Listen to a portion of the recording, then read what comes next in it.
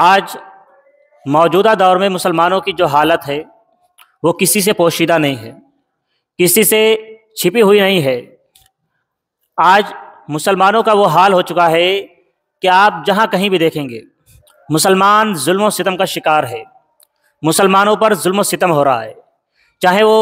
ہمارا ہندوستان ہو یا چاہے سیریا ہو یا شام ہو یا فلسطین ہو یا کوئی بھی دیش ہو، لگ بھگ تمام دیشوں میں مسلمانوں پر ظلم و ستم ہو رہے ہیں۔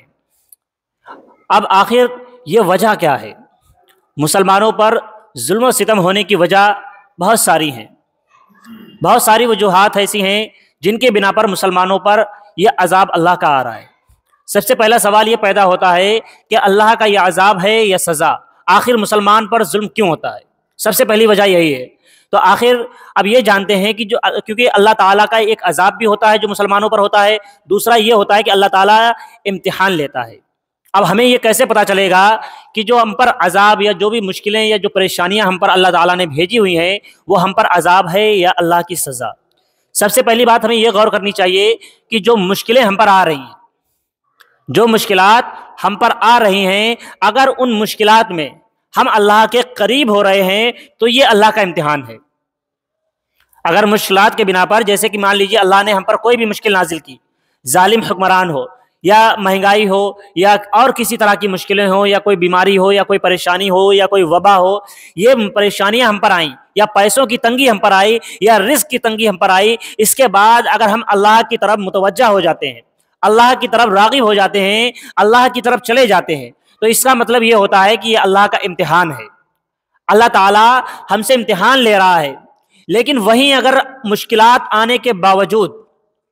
زندگی میں اتنی پریشانیاں آنے کے باوجود، زندگی میں اتنی پریشانیاں اتنی مشکلیں ہونے کے باوجود ہم اللہ سے دور ہیں، اللہ سے اگر ہم دور ہیں، سارے عالم میں سارے دیش میں مسلمانوں کا جو حال ہے اس کو دیکھتے ہوئے بھی، اتنا سب کچھ دیکھنے کے باوجود، اتنا سب کچھ سننے کے باوجود اگر ہم اس سب سے انجان بنے رہے، اس سب سے دور رہے، تو پھر یہ اللہ کا امتحان ہم پر نہیں ہے، پھر یہ اللہ کی سزا ہے ہم پر، پھر یہ اللہ تعالیٰ کی سزا ہے جس میں اللہ تعالیٰ نے ہم کو گرفتار کیا ہوا ہے۔ اب اس سے بچنے کا ایک ہی طریقہ ہے، اس سے بچنے کا طریقہ ایک ہی ہے۔ اگر یہ سزا ہے تو اس سے بچنے کا طریقہ صرف یہ ہے کہ آپ اللہ سے توبہ استغفار کریں۔ حضور صلی اللہ علیہ وسلم نے فرمایا ہے کہ ہر بندے کو چاہیے کہ کم از کم 300 مرتبہ دن بھر میں استغفار ضرور پڑھا کرے، کیونکہ ہم سے بے انتہا گناہ ہو جاتے ہیں۔ ویسے زیادہ مرتبہ پڑھیں گے تو ہمارے لیے فائدہ مند ہوگا، لیکن حضور صلی اللہ علیہ وسلم نے فرمایا کم از کم ہر بندے کو چاہیے، ہر مومن کو چاہیے کہ کم از کم 300 مرتبہ استغفار ضرور پڑھیں۔ استغفار کیا ہے؟ استغفار وہی ہے استغفر اللہ ربی من کل ذنب واتوب الیہ۔ اگر آپ اس کو پورا نہیں پڑھ سکتے تو کم از کم آپ اتنا پڑھیں، استغفر اللہ، یا اللہ میرے گناہوں کو معاف فرما، یا اللہ مجھے معاف فرما۔ کم از کم ہر مسلمانوں کو اتنا ضرور پڑھنا چاہیے، اور دن بھر میں ہر دن روزانہ کم از کم 300 مرتبہ پڑھنے کا معمول بنانا چاہیے۔ کیوں معمول بنانا چاہیے؟ کیونکہ صبح سے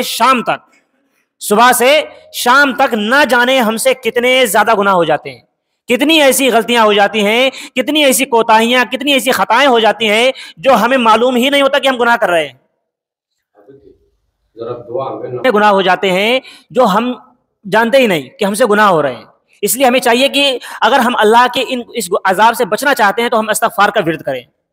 اور آج آپ دیکھ رہے ہوں گے کہ آپ دیکھتے ہوں گے کہ دیش بھر میں نہ جانے کتنی جگہوں پر مسلمانوں کی جگہوں پر قبضہ کیا جا رہا ہے، مسلمانوں کے گھروں کو توڑا جا رہا ہے،